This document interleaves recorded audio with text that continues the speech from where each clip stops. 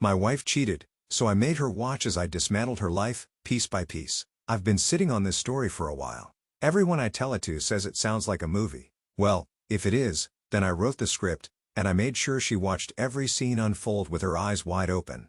Let's rewind the clock. Chapter 1. The Lie. I, M34, thought I had it all. A stable career in IT, a beautiful home I worked my ass off for, and a wife, Amy, F32, who I thought was my soulmate. We'd been together for 8 years, married for 4. Our love was quiet, consistent, and to me, sacred. Or so I thought. It started with a gut feeling. Nothing obvious. Just distance. She started going out more, dressing up nicer for girls' nights, getting protective over her phone, texting with a little too much urgency and secrecy. But the real crack came one night at 11:37 p.m. She'd gone out with the girls again and left her iPad unlocked on the coffee table. A message popped up from someone named Jay, work. That was odd.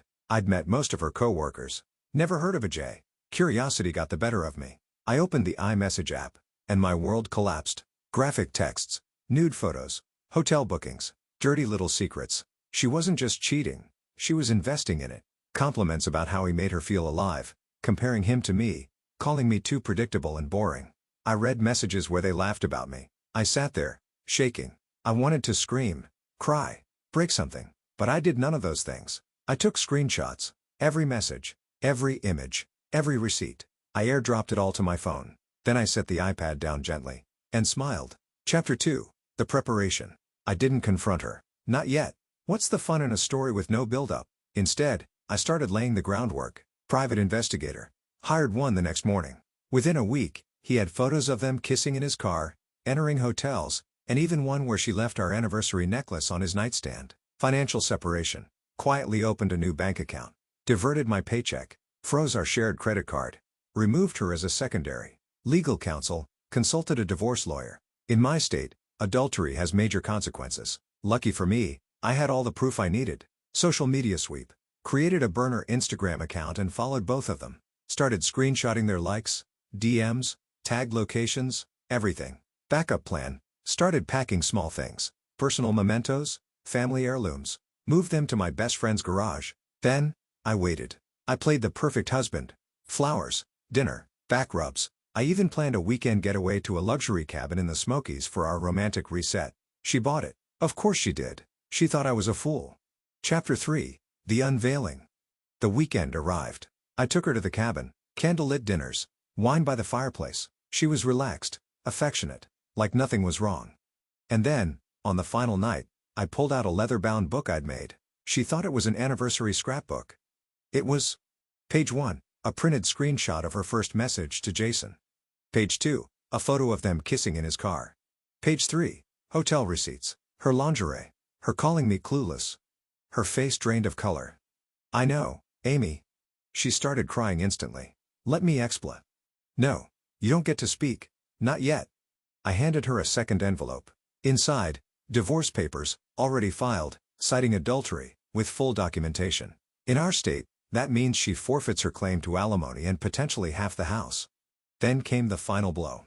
I've sent this same file to your parents, your siblings, your job's HR department, and Jason's wife.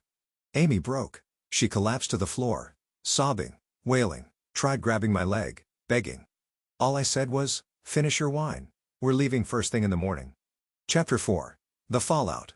Jason's wife, she was a saint, called me crying, thanked me for the evidence. She kicked Jason out that night. She, too, filed for divorce and got the house in their settlement.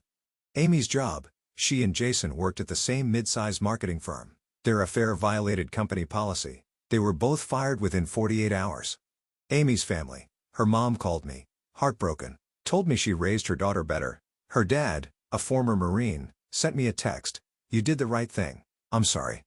Mutual friends, split fast. Once they saw the receipts, most took my side. Amy became a ghost socially.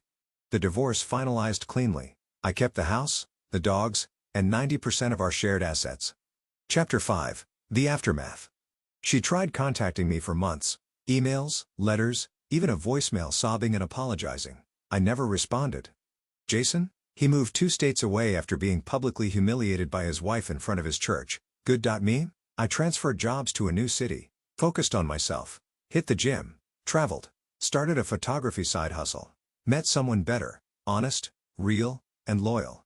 But sometimes, I still think back to that night in the cabin, the moment she realized her lies had finally caught up with her. And I'll be honest. That moment? It was beautiful.